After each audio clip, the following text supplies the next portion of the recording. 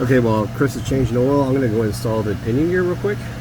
So looks like we need a 10 millimeter, maybe, yeah, 22 millimeter for that. So I'm gonna loosen that up.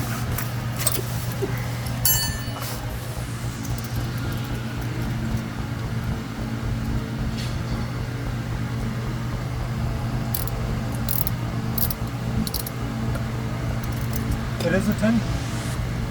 It's 22 millimeter, and this is a 10. Yeah. Okay, got that part off.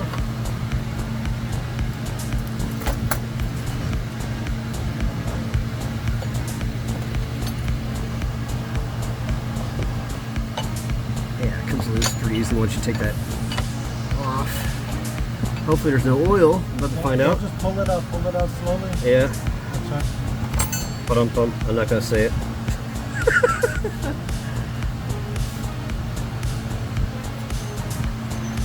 There's a sleeve, and yeah, I'm probably gonna need. That's probably. Man, that's rounded off. Somebody has taken it off before. That's not gonna be easy to thread out, pull out. Well, wait, maybe. Okay, no oil yet. I don't want to jinx myself, but there's the cable. So I just pulled that out. Now we just got to take this off, this pinion gear. There's a little bit of residue, but not too much. So now I just got to take that off. Let me pause this for a second so I can get the right side. It looks like it's, that may be rounded off. God, I hope not. Okay, so what I noticed once I took it off is not rounded off. It's actually got a little groove. So I'm going to take a screwdriver and pry that loose. Now, I'm hoping the oil comes out, so I have a catch can here, just in case. I don't want to lose my Redline MTL. I probably will lose it, and I have to get another bottle. It shit's pricey. But anyways, we're going to try to pry this off. So I'm going to put that pinion gear and slide it in there, and then lock it in. Let me get that screwdriver. All right, here we go. Let the mess begin. Oh, there it goes. Yeah, that's easy. A little bit more.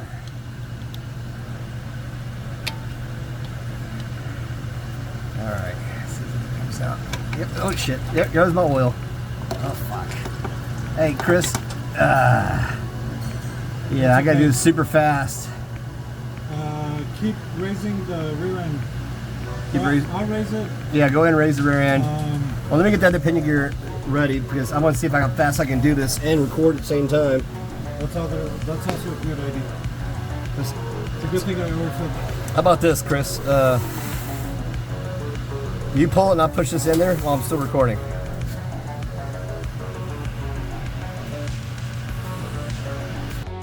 Alright, what Chris is doing now is he's going to raise the rear end of the car high enough so less of the fluid will drip out.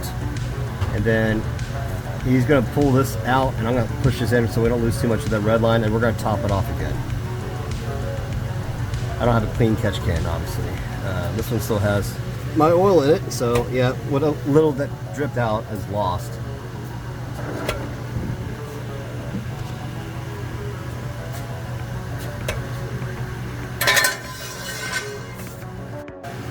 Alright, so Chris jacked it up. Let me see if it spills anymore. Yep, still spilling. So I guess I gotta do this really fast. I wanted him to be under here so I can do this. I'll just do it myself. There we go. Alright, got it. It's in. Alright, this is the old one.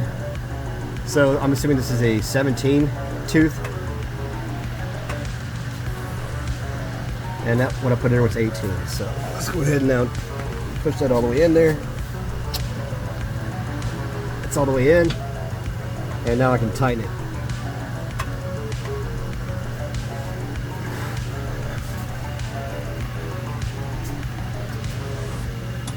Okay, so what I did was I pulled that pinion gear out, and there's a recess right here for that washer for the bolt. You need this to go in that little recess right there, okay? And you'll see it. So make sure it's not pushed all the way, pull it back a little bit, and make sure this little washer goes in there, locks in there. That's the, I guess, the proper position, and then push it in, lock this down, then we'll put the collar over it. Okay, once you lock that in. You're going to slide the cable in, rotate it so it actually slides all the way in, and then you can put the sleeve back over and then lock it down. Yeah, so far so good. I'm trying to do this one-handed while recording. There you go. And then we're going to torque it down to spec. And we should be good to go. And then when we take this for a drive, once I top off the transmission again, we'll take it for a drive and see if the GPS matches perfectly. Alright. Alright, so pinion gear's installed. Chris just changed the oil. The last thing we're doing today, turns out the transmission fluid was a little over, he said he overfilled it, so it's okay. I lost just a minute amount, not a big deal. But just in case you guys are wondering, I do use 5 weight 40 for the climate that I'm in here in Texas. Turbo cars seem to like it. Amsoil 5 weight 40. The European blend, high zinc content, especially for the L28 ET, is kind of recommended.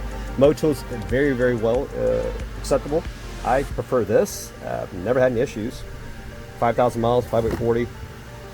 But we're now going to tackle the ignition switch. Chris is going to do that. I'll take apart the steering wheel real quick and then we'll go from there. All right, here we go. I'm going to record from this angle. Chris is going to take this off. I'm just going to record him doing it. All right, go ahead.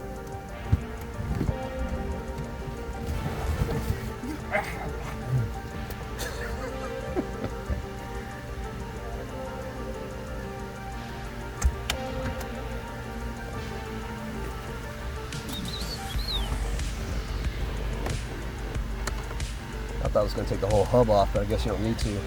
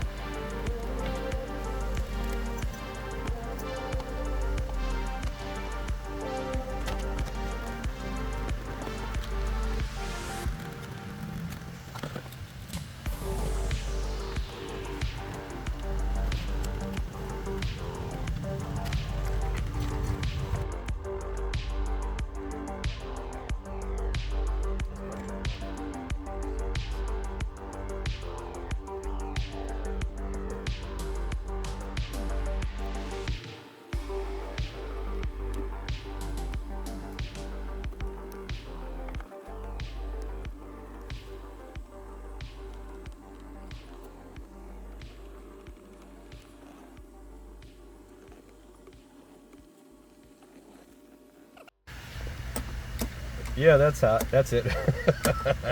So the ignition switch is right behind the cylinder. Chris is like, I give up. He just realized it. It's actually right behind it. Yeah, so to fix this, we need an RB26. Yeah, that's the common theme here.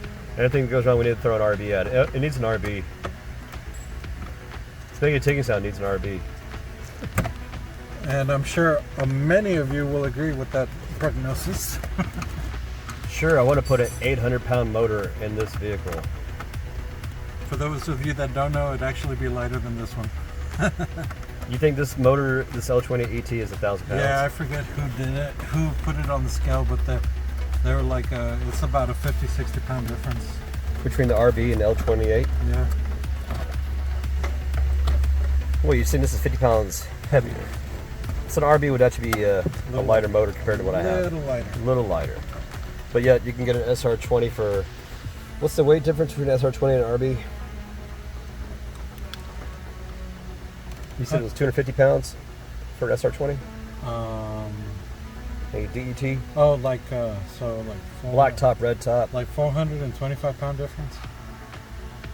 425 pound difference. So yeah. You're saying the SR20 is about 400 pounds. I thought it was a lot lighter than that. SRs only weigh like 425 with accessories, but by the time you take off the AC bracket, which is really heavy, the pump itself, and maybe you want to go electric steering, maybe leave it alone, I don't care, but AC usually gets dumped.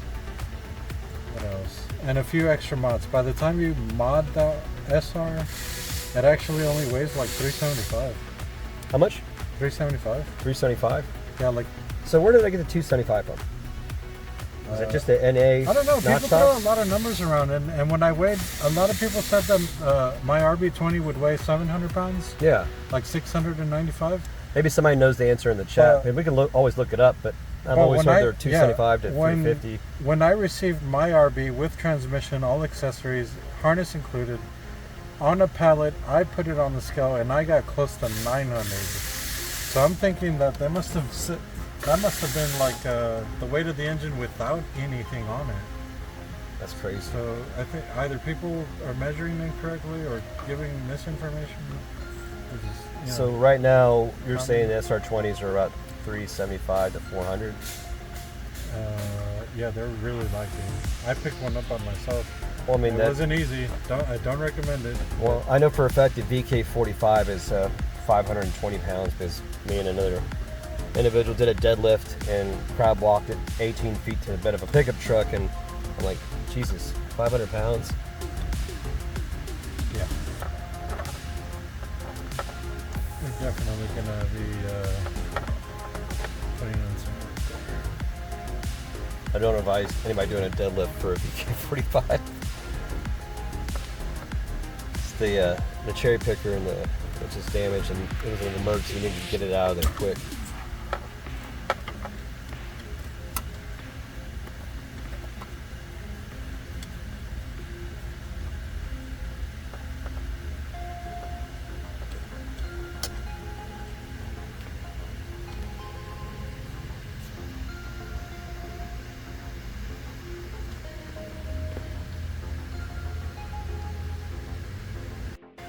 All right, so Chris just pulled it out. Which was the original one? That's the original one. Wow. And then the new one's right here. And yeah, but you can't see anything on the outside. Damages are going to be inside. Yeah. So that's a 42-year-old unit, and this is a burnt new. Yeah, brand new. And this is going to solve my issue with the lights flickering occasionally and the AC not working. It just drives me up the wall. Being in Texas, I need air conditioning, damn it. Supposedly. So this is a priority. Allegedly. Make it happen. Let's see if this works. All right, guys.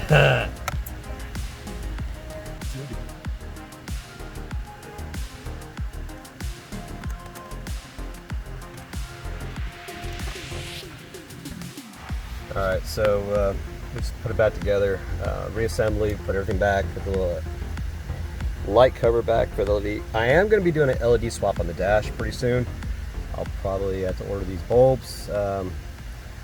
Yes, it is something that's in the future, and when I start doing that, we're gonna go from there. But yeah, it's done. Hopefully the speedometer is accurate. Let's check the ignition switch. The problem I had was every time sometimes you had to wiggle it to get the lights to come on the. Yep, they come on immediately. See that? That was the problem. It was literally not coming on at all. Ignition switch was the issue. We replaced that now. The car's gonna be more reliable. I don't have to pray that it clicks on or jiggle it or talk dirty to it, whatever, to get the AC to work. But yeah, we're good. So pinion gear was replaced. This was replaced. Oil change done. But yeah, I'll speed through that video. Hopefully it's informative how to replace the ignition switch. Hopefully that helps you. But the next will be lighting, fixing the interior lighting. Once I took out the radio, I lost the voice module, and I lost the interior lights, and also the little light indicator in the door. When you raise the handle up, the light will come on. A lot of these cool little features disappeared. We need to figure out where that is. If somebody knows how to re-enable the voice module or how to make the interior lights, where the brake is at when you do an aftermarket steering assault, because I'm halfway tempted to put the original radio back in just to gain those features back. I need to figure out where the disconnect is. So if anybody has a solution, please let me know. Yeah, I'll give you a free photo shoot. Let me know what you want to exchange. If you want to get paid for the information, I need to know. It's driving me crazy. I miss bitching Betty, the voice module. So let me know. Anyways, other than that, I am out of here. Enjoy the ride, and I'll talk to you later.